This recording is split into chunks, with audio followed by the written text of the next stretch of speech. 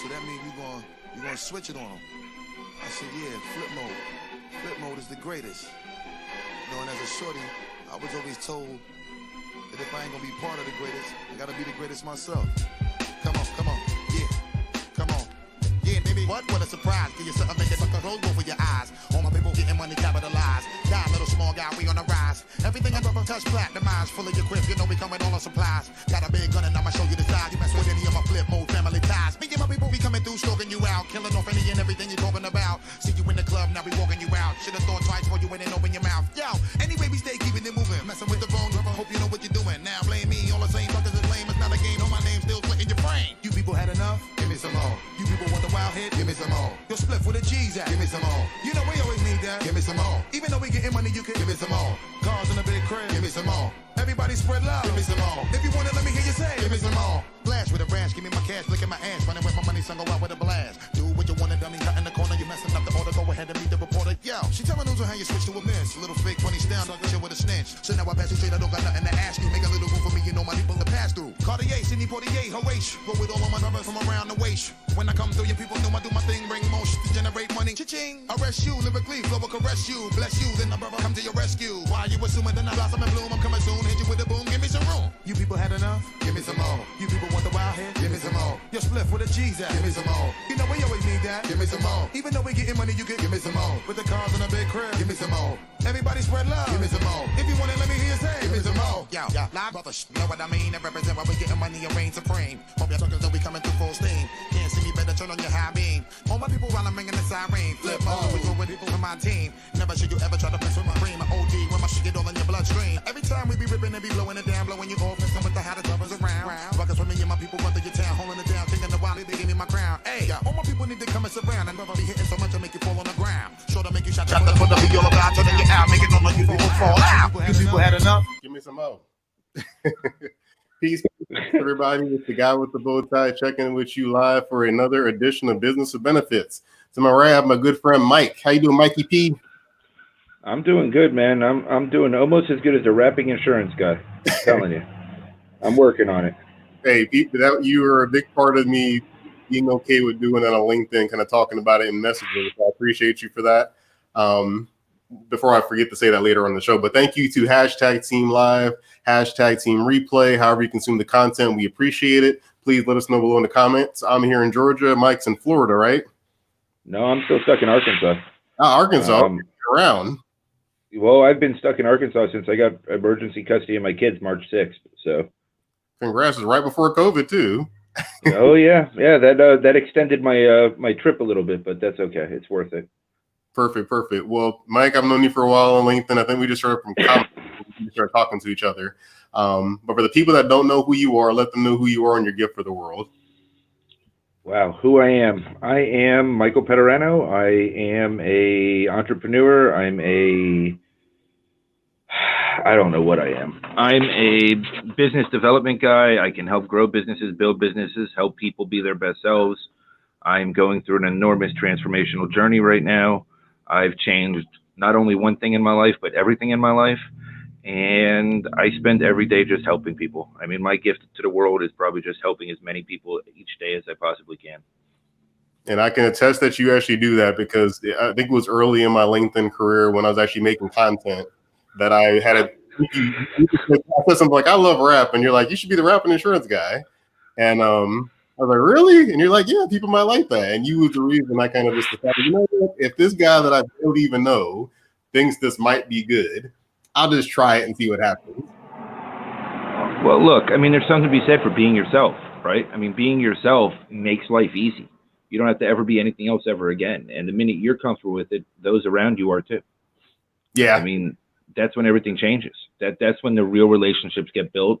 That's when you start feeling more genuine about everything you're doing in life. And you find that being comfortable is just the place to be, and things just flow better, even in your rapping game. So we're good.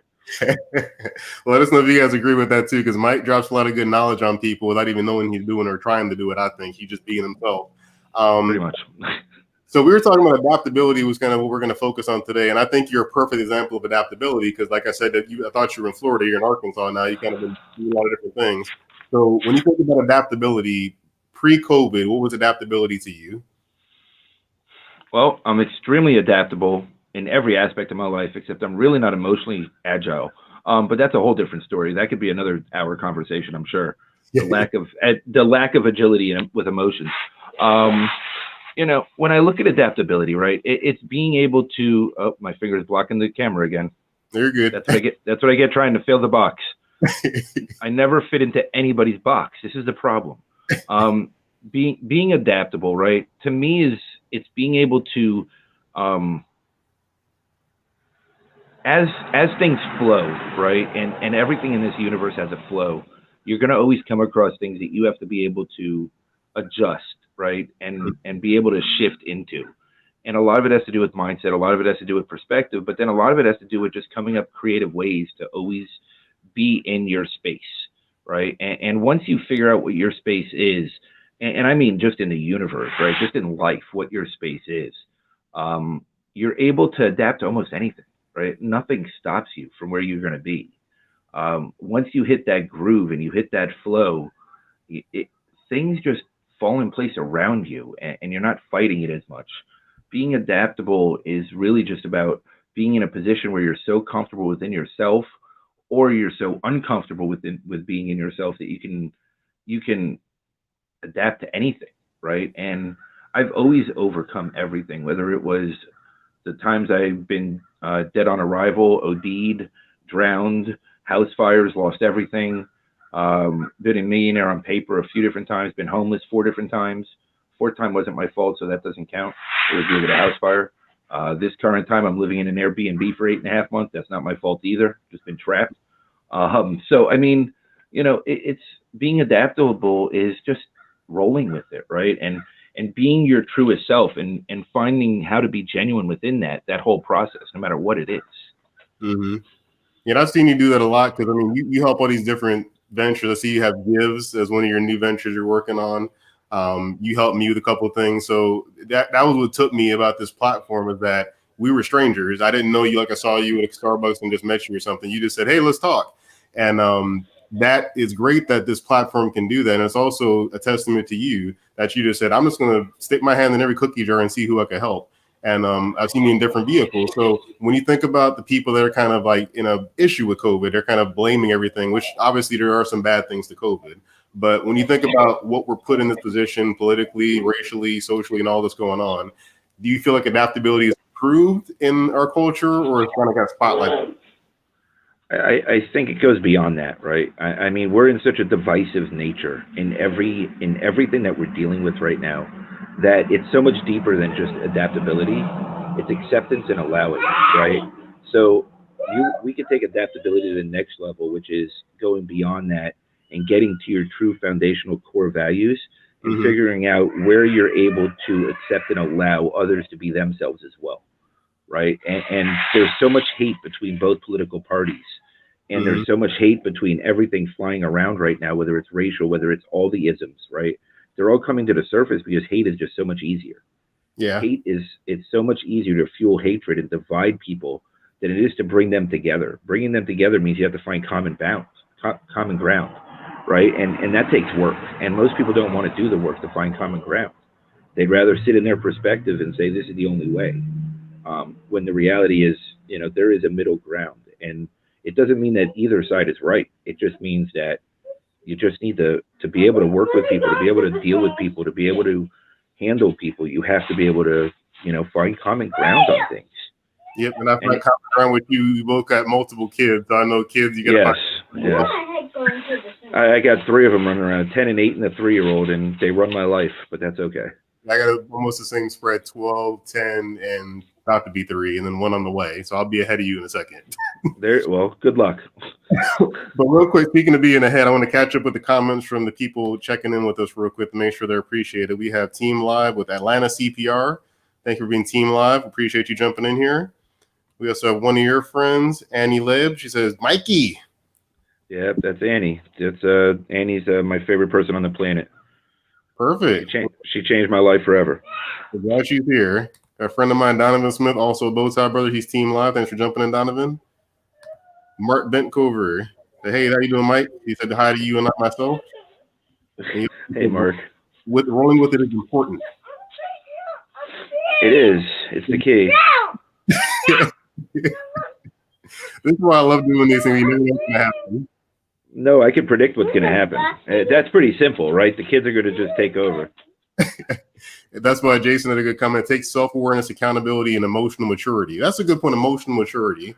When we think about, you mentioned when we first got off transformation, and it was emotional. Like I watched some of your videos as you're kind of going through, and I've seen a big change from Mike a year ago to Mike now. So, do you think that was you weren't mature emotionally at that point? What happened? I think I'm still pretty emotionally immature, but I know that I'm a lot more mature than I was a year ago. Okay. I'm a lot more mature than I was a week ago, right? It's funny. I've been sober over 14 years, almost 14 and a half years now. And I did that without doing any of the emotional work. Mm-hmm. I stayed sober and clean without the emotional work. And then when Annie sent me over Brene Brown, and I thought she was crazy, I started going through the blame, shame, and guilt and started releasing that. And then I started doing some trauma therapy with Sherry Lewick. And from that point forward, nothing stops me now. I've been processing, releasing. I've been very emotional. I'm more raw than I ever was, except now it's more from it's more of a true vulnerability place rather than just bitching, right? And the only difference I can tell is that my heart's truly in it. I feel my soul in it. Mm-hmm. It's just a different perspective than where I was. Yeah, there's a lot of emotional maturity there, but it's also just a lot of emotional releasing. So it's not only the maturity, but it's the releasing of the past issues that has allowed me to, get where I am today. Mm-hmm. And it's good to hear that because that's something that people always kind of see the end. And I think you've been good about showing the in between. You're like, I want to show the real work and not, this is me now. I'm happy because I think we get kind of jaded by that.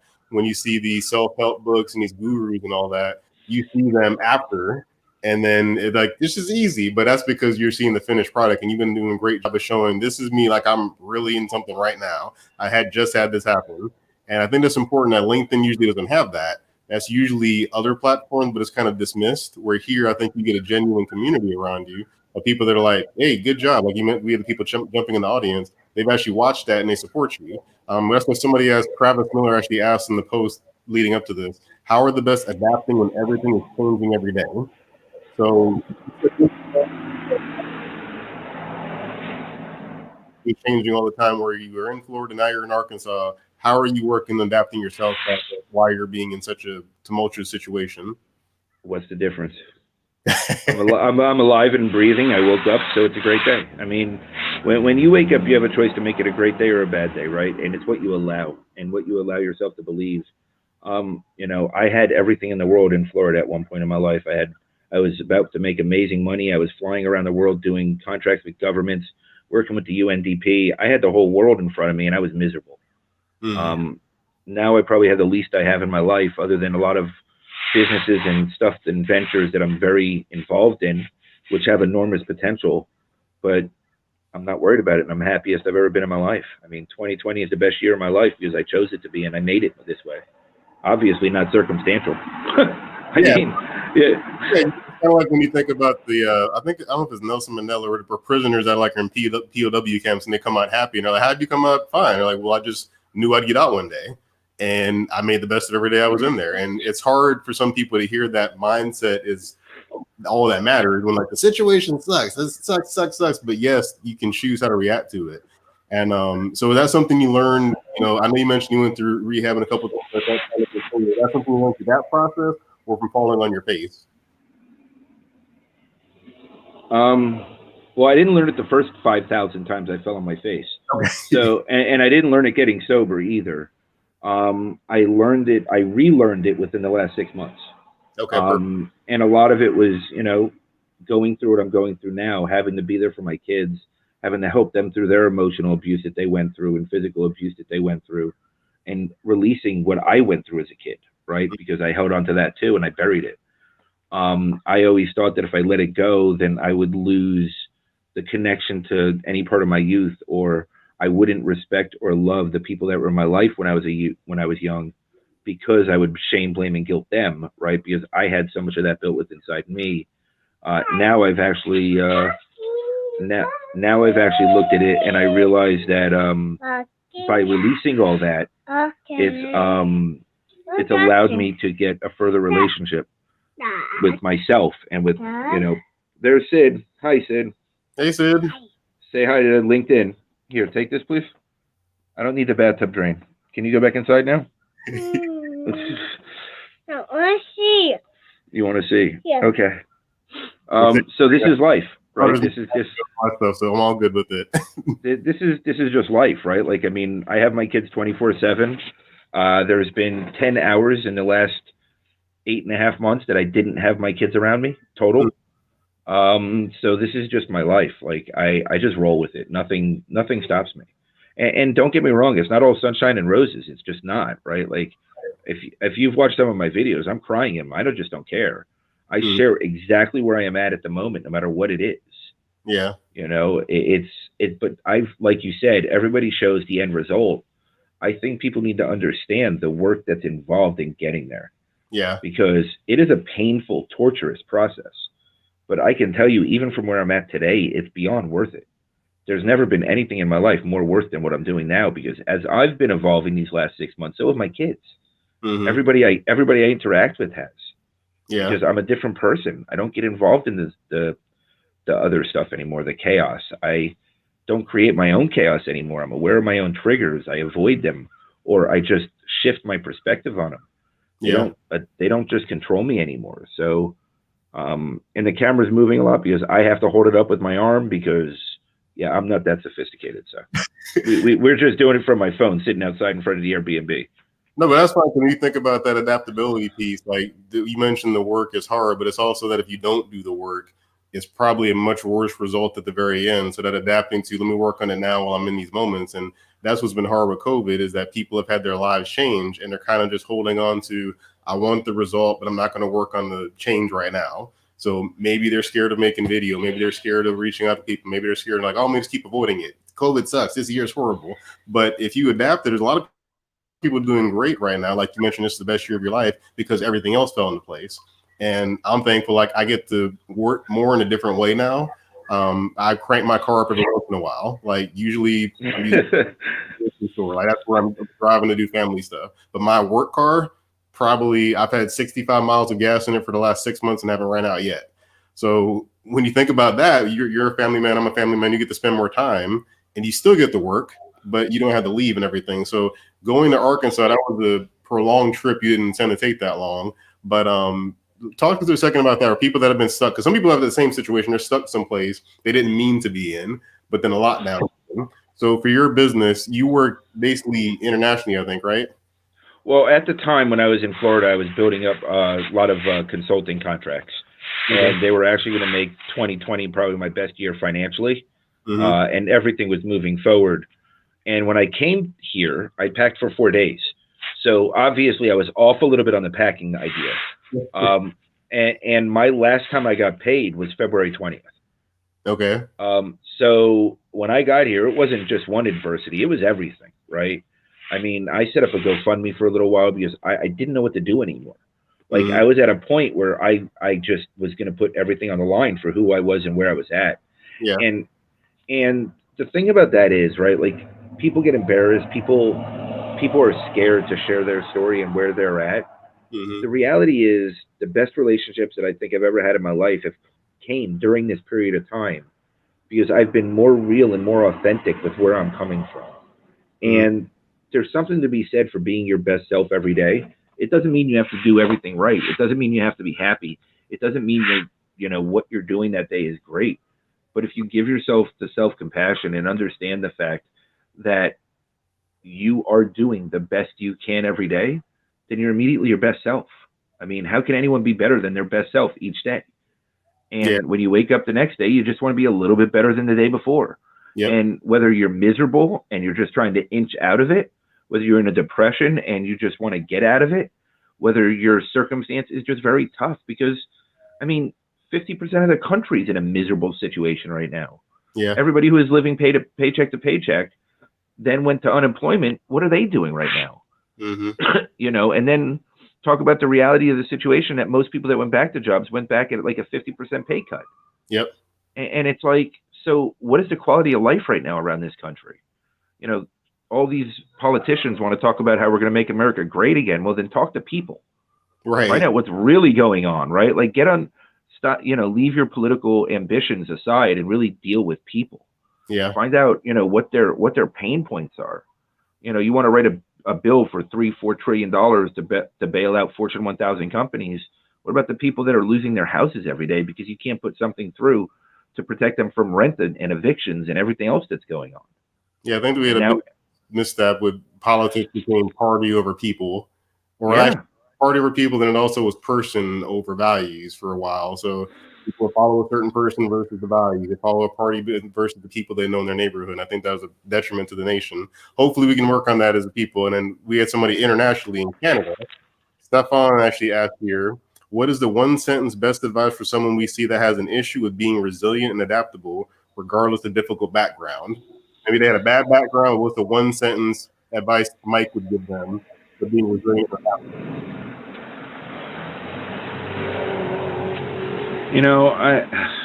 It's hard to answer this not knowing their specific background because everybody's a little bit different and you got to understand how people tick first. Mm-hmm. But I think it starts with self-compassion, right? It's about giving yourself some grace and loving yourself on a level to where you did the best you could and you're willing to just move on. You're willing to do the best you can going forward. You can't change 5 minutes ago. You can't change when we started this conversation. You can't change what conversation you had 30 seconds ago. Mm-hmm. What I just said now, by the time it's out of my mouth, it's already gone. You got to just keep moving forward. You can't dwell on any single thing that happens in the past, and you can't dwell too much on the future. Plan for the future. Think about the future. Have goals for the future. But if you're not living in the present, you're missing everything. You're missing everything. You're not enjoying any piece of life. Yeah, I like that. I just finally finished that Michael Jordan.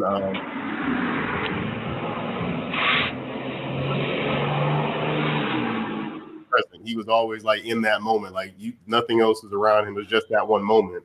And he's like, his gift wasn't being an athlete. His gift was just he was very present. Whenever it was the last 5 seconds, it was the crunch time. He was present. I got to play now.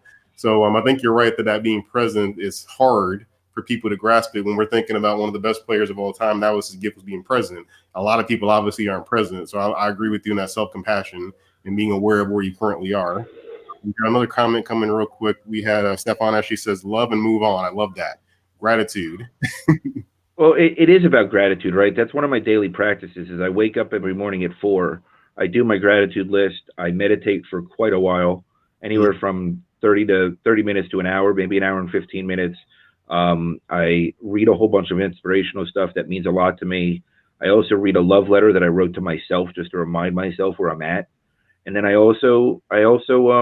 exercise, right? And that's how I'm down between 30 and 40 pounds in the last 6 months, because I'm just taking care of myself. Because the minute I started shifting perspective on where I thought I belonged, I started just belonging. Okay. I didn't need to search for where I belong anymore because I just knew where I was at. Yeah. That's powerful. Controlling what you can control. I mean, that's the thing about it. I think you're a clear example of you're like, I'm stuck in Arkansas, but I can control when I wake up, what I read, what I do, how I exercise. You can control all of that no matter where you are. And that's where Adam Chandler said 100%. He agrees with you 100%. And we had Enrique here jumped in real quick. Enrique said, my man, thanks for jumping in, Enrique. Hola, hola, hola. And Stefan had a typo. It's okay, Stefan. No problem with the typo. But I love that. This is what I try to tell my kids and things like that. Like, you can only control what you can control. And everything else is kind of like, it's important. But my friend Pierre Campbell, he always says, my response is my responsibility. Which I love that saying, because we always confuse how we respond to things and how we act, and people don't think about that. They kind of play the blame game, especially in 2020. It's easy to play the blame game, but you actually position it the opposite. It's my best year ever. So for the people that are struggling and they're having a difficult background, much to Stefan's issue, what do you think it takes? Is it just as simple as just flip the switch, like, hey, just realize you're not being present? Or would you say there's probably something you could recommend, like a meditation practice or a book or something you can recommend that can help with that? Well, I think every person's in a different space, right? And it's hard to give any person advice on a broad scale. True. So first thing you need to do is talk to somebody that you respect, can relate to, and somebody that can relate to you. Mm-hmm.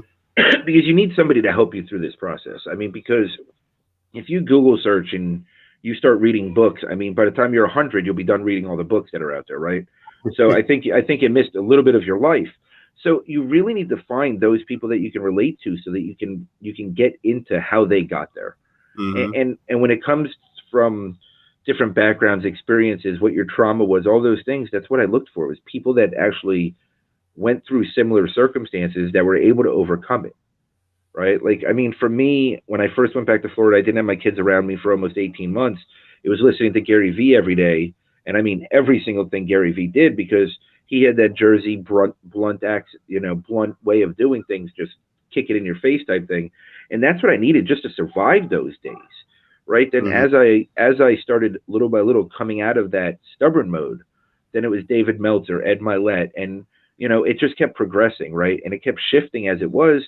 And now what I'm learning to do is to trust my own intuition, to trust my own judgment, to look for my own answers, right? And deep meditation. And I meditate. Some days I meditate 10 times. Now, granted, a lot of those times is sneaking into the bathroom, locking both doors, and hiding for 3 minutes, right? And putting on my headphones and do noise blocker and put on loud music. Now, but that's it's giving me a moment to get that space in my head, right? Because my children act different when I'm centered. My children act different when I'm in the right place, because they feel my energy, right? Like, I mean, I've talked about this on many lives. I'm a true empath. I feel everything from everyone, no matter what. Mm-hmm. So if I'm not centered, I'll take on everybody else's emotions, right? And I've been this way my whole life. I just never knew what it meant, right? Okay. Like, 13, 14 years ago, I figured out what it meant, and then I got into a bad marriage, which was bad for both of us, not just me. We were both miserable. So it wasn't just me, and it wasn't just her. Mm-hmm. But what I realized was, when I lost that centeredness that I had, finding it again was harder, because I was self-judging and I was self-blaming, but because I was willing to do the hard work with the Brene Brown and the blame and all that other stuff and get that out of my system, then I was willing to do the trauma work at the same time. Now that I'm doing and then the physical stuff too, right? I mean, I started exercising, I started doing all this stuff. So now everything in my life has changed. Everything. Nothing is the same it was 6 months ago. Not a single thing, except for my location, which is way out of my control. Not where I would choose to be ever. And I think a good thing you mentioned that this is where there's always this battle of like therapy versus coaching, because therapy is very academic versus coaching is getting in the work and kind of saying, hey, I messed up, where a therapist can't tell you that. I think a key thing you mentioned was you sought somebody out that had been there, because in your mind, it's like, if you're already where you are, you would have got there. This is where you are. Like, your thoughts and decisions got to where you are. So you need somebody actually to guide you, to help you, saying, if I've done it this way and it doesn't work, I guess I need somebody else's help. So I'm glad you said that, because a lot of people struggle to figure this out. And we had a comment from Stefan also said, we were told to take care of business, but instead we should take care of the only one, ourselves, in fact, take care of the business. Yes. And it goes backwards. Yeah, true. And then Enrique actually said, you fed yourself. The most important, if you aim to give anyone else. Great job, Mike. Actually, I stopped feeding myself. That's why I started losing weight. I went from overfeeding myself to feeding myself less. But yes, I agree. The right stuff. Yeah, I mean, but that's the difference, right? Like, at some point, when I started getting centered and I wanted to be focused, I didn't want the crap anymore. I didn't want to eat fast food. I didn't, like, everything changed. Like, everything, and not just one thing. And as this paradigm shift went through my life, it was a ripple effect with everybody around me. Mm-hmm. People around me started wanting to know how I was changing. People that I talked to daily wanted to understand what was going on, and now they're changing. It's not only about the impact we have on ourselves and our kids and our wife and spouse and whatever it is. It's the people closest to you all start noticing it, right? Mm-hmm. And when that happens, that's when real magic happens, because then you get this ripple effect, right? And it can really it can impact so many. And right now, people need positivity anywhere they can find it, because you're not going to find it on TV anywhere. You're just not, like, nowhere on TV, and not really most websites either. But yeah, I mean, it doesn't exist, right? You've got to go back to gratitude. You got to go back to being grateful for where you're at. You've got to understand where you're at and have an honest discussion with yourself about where you want to go and how you want to get there. And is it about making that, $1 million, or is it about making 100,000, but being present for your kids and present for your family, and creating a happy environment? There'll be more money down the road, just not anytime soon. Like, you just have to accept that, right? Like, it's just a reality. It's where we're at in the world today. It's refreshing to hear a father and a man say these kind of things, because usually men, we don't get deep like that. We're like, how are you? I'm okay. Everything all right? Yeah. Well, if you watch any of my videos, I'm not a normal man, right? Refreshing. Right. I mean, women always talk about, you should go hang out with the guys. When you hang out with the guys, it's just complaining. Like, man, my boss did this, or my wife drives me crazy. It's never anything like on a deep level. So it's good that you share these videos of not being a normal man, because I feel like the gender roles have kind of messed us up in a certain regard, where if a man's too emotional, they're being a wimp or they're being soft. But if you don't do that, then you're becoming psychopaths and wanting to kill people. Inside. So I appreciate you being open and sharing that with people, to kind of show it's okay to let your emotions out, because if you don't, something bad's going to happen. Well, I think it goes deeper than that, right? So let's jump on that for a minute, Daryl. I think it goes back to labels, and I don't care what the label is. I don't care if you're gay, bisexual, lesbian, black, white, brown. I mean, whatever label you want to use. ADHD. I mean, as simple as something like that. The minute you start labeling people, it's already over, because you're dividing up people. You're finding differences, and then we pick on the differences, and we stop appreciating our similarities. And it's disgusting. And this starts with the school system at a very young age. Let's put these kids in this category. Let's put these kids in this category. It goes so deep, and all we're doing is continuing the trend as we get older, right? Like, why are we even marking on a form if we're white, black, Caucasian anymore? I don't understand. Yeah. Why is it male? Why does male, female matter? Why does it matter if you're gay, straight, bisexual? Why do those things matter? Mm-hmm. I mean, maybe if you go to do health insurance forms, but even then, what's the difference? Then it should only be, are you married and do you have kids? Yeah. I don't care what they are, but do you have it? Because that's going to affect the coverage rates. Right. But when we get into labels, I mean, it's over already. It's just over. And I was labeled an extremely sensitive kid, or whatever they call it now. Like, I mean, I used to cry in school. I was a mess. I mean, I went to bed till I was almost, I think, 9 or 11 or something like that. Mm-hmm. Like, I used to have horrible night terrors. Like, I mean, it was crazy, right? And I started drinking at 9. I started doing hard drugs by 12. Like, I mean, I was a messed up kid because I wanted to hide from my life. I hated life. Yeah. I didn't want to exist, right? And it was so many labels. Like, when I was in kindergarten, they said I was slow to develop, so they put me into something called pre-first, which, thank God, I don't think doesn't exist anymore. I mean, whatever. It's like pre-K, but I went from kindergarten to pre-first, so it was great. It was a nice lateral move for me. And then from there, it was, by the time I was in 5th grade, I was in gifted. And then 6th grade, I was in AP classes. 7th grade, they thought I was retarded, so they gave me an IQ test every day for 6 days in a row. And they wanted to know why I was so bored in class. And they were so stupid, they gave me the same test every day. And by the end of the thing, I had to miss questions, so I didn't get a perfect score because I memorized the test. Mm-hmm. Like, I mean, it was horrible. And this is what our school system does to people that are a little bit different, right? And keep in mind, I'm white, and I was in upper middle class. Yeah. So what would they do to a black kid in a poor neighborhood? What would they do to a Spanish kid in a poor neighborhood? If they did that to a white kid in the middle class, what would they do to anybody else? Yep. Right? Like, I mean, and luckily I was bigger than most of the kids. So it was like, my bullying stopped by the time I was in 4th grade because I outgrew everybody. Mm-hmm. And then there was no more bullying. And then when, other kids were getting bullied, I would bully the bullies because I couldn't stand it, right? Or at a young age, people. Yeah, I mean, but this is what society drives us to, because it loves throwing us into categories. Mm-hmm. I got news for you. There are no categories for any of us. We're all individuals, and we need to respect and honor that. Like, there needs to be a way to appreciate everybody's differences. Sorry, I just got sidetracked. My 3-year-old walked out with a brush hooked on her teeth. Yeah. So, you want me to get it out of your teeth? Yeah. Okay, it's probably gonna hurt. Okay, it's out. Okay. Go inside, please. No, do it again. Okay, you're gonna do it again. Perfect. No. Okay. As long as you're learning your lessons. It's look, it's life, right? We got to let them make their mistakes. It's not like I'm. Mark had a good comment here. He put labels limit people. It causes division, separation. Totally agree. So I mean, a lot of people are thinking that way. That's why I think when we think of the Black Lives Matter movement, like people kind of get bent out of shape, like, well, all lives matter, and I understand that mindset when people say that, but it's kind of like you need a label sometimes to be like, we need to help this one group right now, so all of us are okay. But I think people miss that it's like we're just helping this one group because they're having a problem right now, but all of us do matter. But we just want to help this Well, group, especially for a little while. you can't say you can't be angry when one category wants to be equal, right?